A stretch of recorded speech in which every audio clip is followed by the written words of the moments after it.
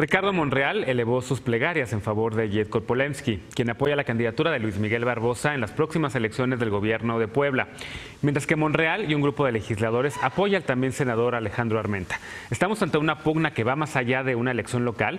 ¿Por qué Monreal envió bendiciones a la presidenta de su propio partido? Veamos el contexto. Luis Miguel Barbosa y Alejandro Armenta Mier se disputan la candidatura de Morena a la gubernatura de Puebla. El primero es apoyado por la presidenta del partido, Jade Kolpolemsky, y el segundo por el líder de la bancada morenista en el Senado, Ricardo Monreal. Monreal ha pedido a Polemsky que el candidato no sea designado desde la cúpula y que sean considerados otros precandidatos. Luego de la muerte de la gobernadora Marta Erika Alonso, Jade Kolpolemsky dijo que Barbosa Huerta volverá a competir, pues fue el verdadero triunfador en las elecciones de 2018. En julio pasado, Barbosa no reconoció el triunfo de Marta Erika Alonso e impugnó el proceso. Luego de una intensa disputa, el Tribunal Electoral del Poder Judicial de la Federación ratificó el triunfo de la panista, que rindió protesta el 14 de diciembre. 10 días después, la gobernadora murió en un accidente aéreo. Barbosa pidió entonces no hablar de candidaturas durante el tiempo de duelo, pero la semana pasada confirmó que participará en la elección extraordinaria del próximo 2 de junio. Según una encuesta interna, Barbosa es el candidato preferido entre los morenistas, pero un grupo de 55 senadoras y senadores manifestaron su respaldo al senador Armenta. Diputados locales de Morena, PT y Encuentro Social, que también apoyan a Armenta, presentaron una denuncia ante la Fiscalía General del Estado en contra del secretario general de Gobierno, Fernando Manzanilla Prieto, y del secretario de Finanzas y Administración, Jorge Estefan Chidiac, por amenazar a presidentes municipales para que apoyen a Barbosa. Armenta Mier hizo los mismos señalamientos, pero no ha presentado pruebas. Este martes dijo que ejercerá su derecho de participar, por lo que ya registró de manera formal su candidatura ante su partido, mientras que Polemsky la respetamos. Siempre nos vamos a conducir de acuerdo con los estatutos, programa de acción, la declaración de principios de Morena. No deseo polemizar. Vamos a respetarla y no tengo ningún comentario. Que Dios la ayude. Punto y contrapunto. Primer tema de discusión esta noche de miércoles, y como cada miércoles, Lisa Sánchez, directora general de México Unido contra la Delincuencia. ¿Cómo estás, querida Lisa? Muy bien, Genaro, encantada otra vez. Mediados de semana, estamos listos. Al rato nos cuentas también. Bueno, hoy no, hoy vamos a darle tregua a la Guardia Nacional. Hoy Otro día. Eder Guevara, fundador de Morena y antropólogo. ¿Cómo estás? Hola, buenas noches, muy bien, gracias. Bienvenido. Alfredo Lecona, activista y analista. ¿Cómo estás? Buenas noches. Hoy no estás contento porque no hablamos de la Guardia Nacional, ¿verdad? Yo voy a hablar de la Guardia Nacional. Fernanda Caso, abogada y conductora. ¿Cómo estás, querida Fer? Muy bien, y yo sí muy contenta de que hoy no vamos a hablar de la Guardia Nacional. Hoy empezamos con un tema partidista, la elección en Puebla, evidentemente, que está en los ojos, en el interés, digamos, de todas las fuerzas políticas de este país. Yo les preguntaba antes de empezar si había habido pleitos así de públicos entre la presidenta o el presidente de un partido político y algún senador o algún político del mismo partido. Me recordabas al PAN, por ejemplo. Pero ¿cómo estás viendo tú este tema, Lecona? Tú querías hablar primero. La elección en Puebla, Luis Miguel Barbosa, senador a quien tú conoces muy bien, todos conocemos muy bien en esta mesa, quiere ser o es el favorito de la presidenta, mientras que los senadores, creo que 58 senadores, decía la nota, apoyan más bien a este otro senador, compañero de su bancada, ¿no? ¿Quién te gusta a ti? ¿Cómo deberían de dirimir sus diferencias los simpatizantes de un partido, los integrantes de un partido, y qué proceso debería seguir Morena? Pues más bien yo creo que Morena debe de tomar rastreables, muy verificables, las molestias que generó Miguel Barbosa en su primer intento el año pasado, porque todos recordamos esta simulación en la que parecía que Enrique Cárdenas, una persona fuera del partido, un gran activista por anticorrupción, sobre todo en el tema anticorrupción, se perfilaba como el candidato y hubieron ahí muchas traiciones y muchas cosas. Pero yo quiero hablar de quién es Miguel Barbosa. Aquí sí esto es ad hominem, porque al final son personas las que terminan ocupando el cargo.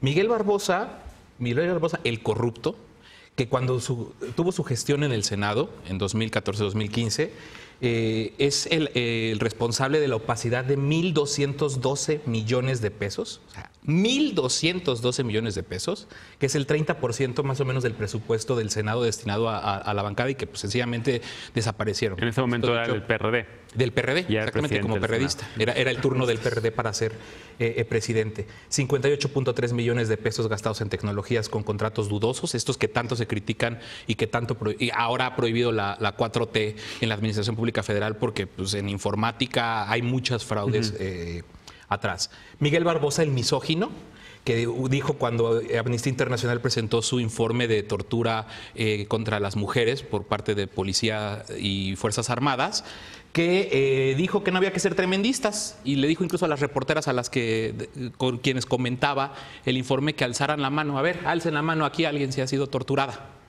¿no? Miguel Barbosa el Chapulín, que fue del PRI al PRD a Morena. Miguel Barbosa, que no necesariamente está mal, ¿no? No, pero aquí importan mucho las cosas también cómo se dan. Estaba en el PRD cuando todavía le decía a Andrés Manuel soberbio en 2017, en los pasillos del Senado, tu Mesías tropical, ¿cómo se encuentra? Bueno, gran impulsor del Pacto por México. Ese era el último.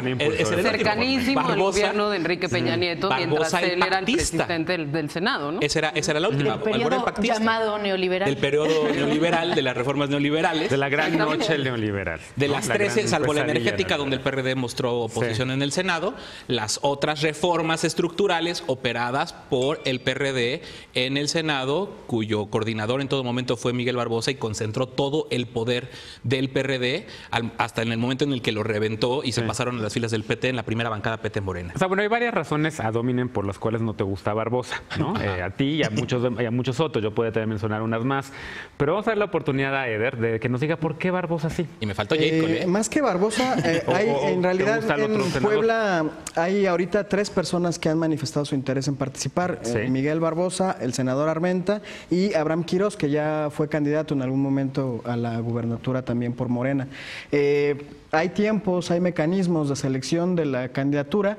Llama la atención el conflicto que abre Ricardo Monreal como coordinador de la bancada de Morena en el Senado, pero pues habrá que esperar un poco a que se den los tiempos y se diriman. Lo cierto es que Barbosa, al final de cuentas, ganó la elección y se la robaron, con lo que ya habíamos platicado aquí en algún momento. Fue un conflicto muy fuerte el que hubo en Puebla, hubo muertos, hubo un proceso totalmente desaseado y él ganó la elección. Ahorita las encuestas, porque hizo campaña y porque se posicionó, las encuestas lo ponen muy arriba. Y algo que a mí me llamó mucho la atención en campaña, allá en Puebla, tuve la chance de ir un par de ocasiones, fue que aunque hubo mucha oposición en un inicio, al final generó muchos consensos interesantes entre la militancia. Es un operador político que sabe hacer su chamba, que tiene un colmillo largo y retorcido y sabe hacer su trabajo, ¿no? Entonces, Oye, qué a final de cuentas, es un compañero que ganó la elección, que tiene el capital político para competir. Y a final de cuentas creo que lo fundamental aquí es que se respeten los tiempos y los mecanismos que define el partido, sin que haya como algún intento de madruguete, pues, ¿no? A ver, yo cuando escucho estos argumentos de que hay que esperar los tiempos y que decida el partido, la verdad es que siempre lo he dicho en muchas mesas, a muchos simpatizantes de distintos partidos, jóvenes sobre todo, les digo, ¿por qué no se apropian los militantes de sus partidos? El PAN había tenido una tradición fantástica de competencia interna para decidir quiénes eran sus candidaturas a los distintos cargos. Creo que se rompió y Fernanda Caso seguramente nos puede platicar más de eso en la elección pasada, donde Ricardo Anaya prácticamente secuestró la candidatura del PAN y evidentemente también el PRD y demás, pero sí había una tradición democrática dentro del PAN para elegir a sus candidaturas. No así en el PRD, que ha tomado decisiones siempre con encuestas, Morena tampoco. Yo les digo a ustedes, ¿por qué no? A ti sobre todo, ¿no? ¿Por qué no eligen un proceso interno que sea democrático, que democratice la vida del partido? En Puebla, a mí me llama la atención varias cosas. Puebla somos mayoría en el Congreso local y el presidente es joven.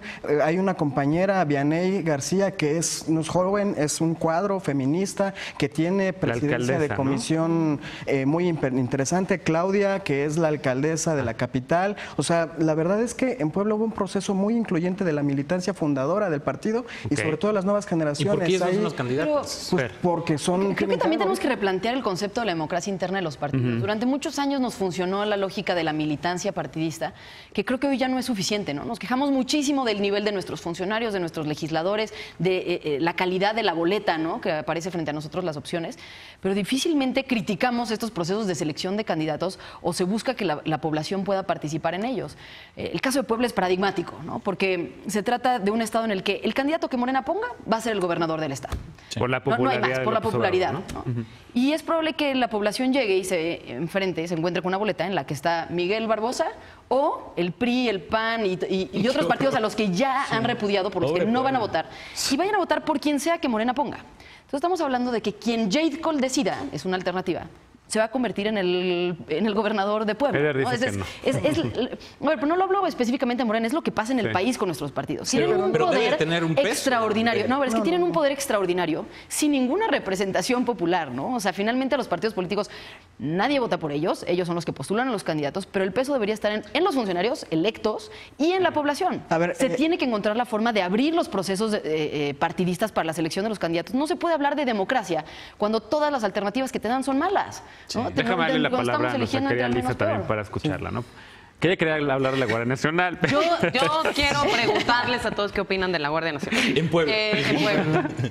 No, yo creo que, a ver, estando de acuerdo con que Barbosa no es necesariamente el mejor candidato, el que representaría la opción más progresista para un Estado que además es tremendamente conservador, que digamos que tiene una sede de se van a gloria de tener el mayor número de iglesias en la capital. Sí, ¿no? Bueno, tiene una iglesia, me parece, por día del año, ¿no? Una cosa por el estilo, que está muy bien que haya toda esa pluralidad, etcétera, pero digamos, para la agenda de Morena, ¿no? Finalmente. Completamente. A ver, pero para la agenda de Morena, creo que efectivamente Barbosa no sería la mejor representación, porque como ya dijo Eder, habría cuadros distintos que podrían darle una opción muchísimo más legítima, menos vapuleada, menos relacionada al conflicto de los morenovallistas y el PAN con Morena, que dejó pues tan lastimado al Estado, y además creo que sería alguien que pudiera regresarle un poco esta legitimidad no solo al tema de los procesos internos de los partidos, sino también al respeto del marco institucional, ¿no?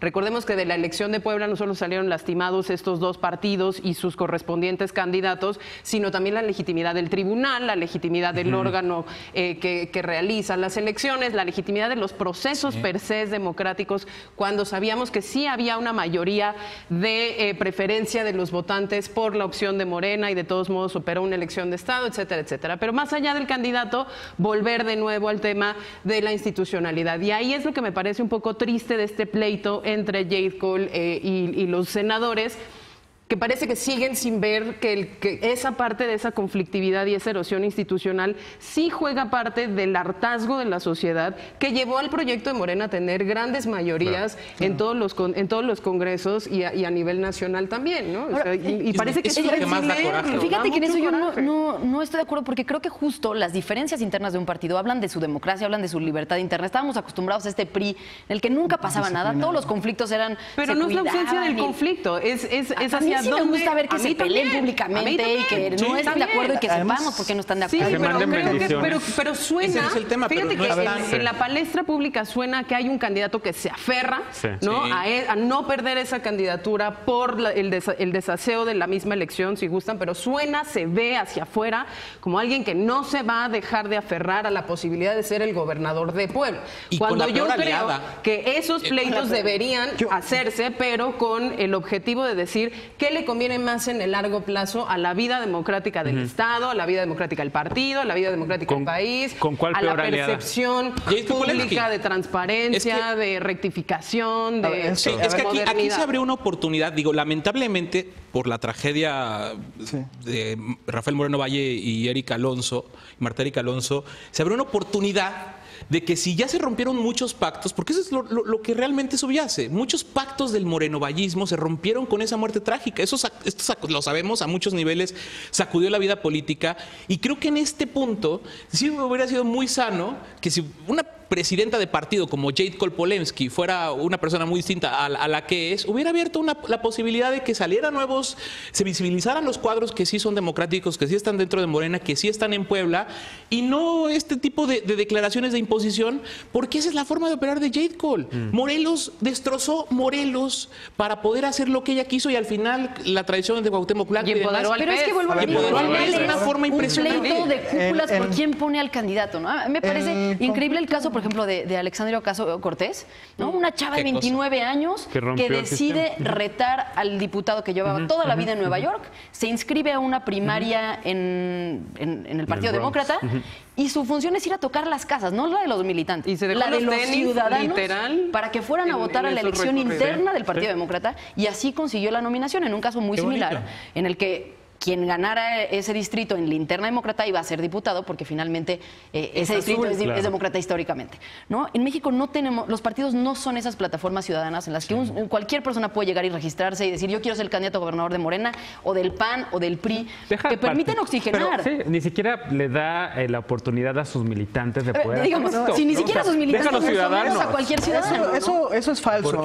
Ahorita en Baja California, por ejemplo, estamos ahorita en el proceso, hay elección a gobernador y se renuevan también los ayuntamientos y diputaciones locales. Allá se genera un proceso unánime en el que han participado toda la militancia, hay banda joven, hay banda fundadora y hay gente que llega de sociedad civil. La política de alianzas de Morena en el 2018 fue precisamente eso, fue la apertura a que mucha gente de sociedad civil de distintos estratos pudieran participar. Y tenemos muchos casos, desde Nestora Salgado hasta Napoleón Gómez Urrutia, hasta el caso de Vianey, hasta muchos casos de gente que de todos los espectros políticos. Pero es que no solo quien llega a la boleta. Te voy a hacer un tirano con el tiempo ahora sí, porque nuestro Big Brother ya me regañó la otra vez, así que le mandamos bendiciones a Jelko Polemski. Y seguramente vamos a seguir con el tema de esta candidatura en las próximas semanas. Primera pausa. Por las coaliciones de los otros partidos de oposición. Sin duda, lo vamos a tener aquí sin duda. Primera pausa. ProMéxico deja de operar, pero es prudente que desaparezca. Regresamos.